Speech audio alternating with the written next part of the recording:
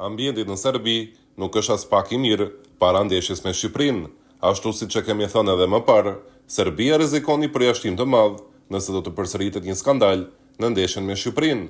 Kjo ishte arsyeja sepse Serbia dërgoi ndeshjen në Leskovac dhe përse nuk i nxori bileta në shitje, por do t'u shpërndai komunitetit të sportit nëpërmjet ftesave.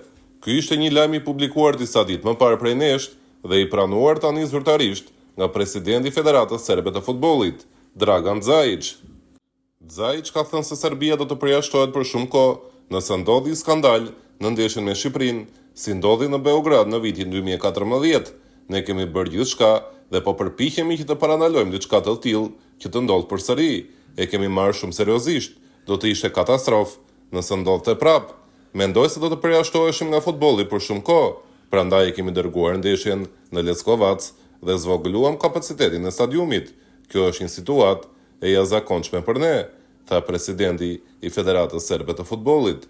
Ndërkohë sipas lajmit të dalë, nëse një skandal do të ndodhte përsëri, Serbia do të përjashtojë për 2 vite nga futbolli, duke dërguar Shqipërinë menjëherë në vendin e dytë në kualifikuesit e botrorit. Ajo që në Serbi friksohen më së shumti, duke ditur këtë situatë jashtëzakonshme, është sjellja e lojtarëve të Shqipërisë. Pra serbët kanë frikë se lojtarët tanë mund të provokojnë lojtarët dhe tifozët e Serbisë dhe aty situata mund të shpërthejë, pavarësisht faktit se në tribuna do të jenë pjesëtarë të komunitetit të sportit dhe jo tifozët e thjeshtë. Presidenti i Serbisë ka folur edhe në lidhje me këtë temë, duke pranuar frikën.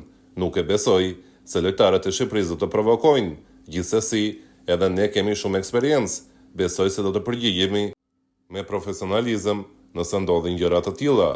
Nga ana tjetër, Dzajic kërkon që Serbia të mos e nënvlerësojë Shqipërinë në aspektin e futbollit, duke përmendur cilësitë e ekipit ton.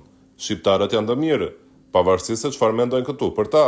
Janë një ekip i bashkuar dhe askush nuk duhet që t'i nënvlerësojë. Ata kanë marrë rezultate të mira në vitet e fundit.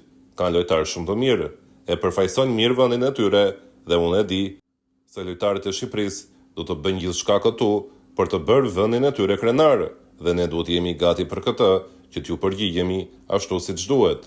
Duhet që të fitojmë patjetër me Shqipërinë. Unë pres vetëm fitore dhe ne jemi gati që të fitojmë. Sigurisht që kam shumë besim te trajneri, pasi ai është ende këtu, është ende trajneri i Serbisë dhe unë besoj shumë tek ai. Tha në deklaratën e tij për mediat serbe, presidenti i Federatës Serbe të futbollit. Ndërkohë ndeshja me Serbisë dhe Shqipërisë do të luhet në datën 11 tetor në Leskovac dhe do të jetë një finale ku përfundimisht do të vendoset se kush do të jetë vendi i dytë i grupit tonë.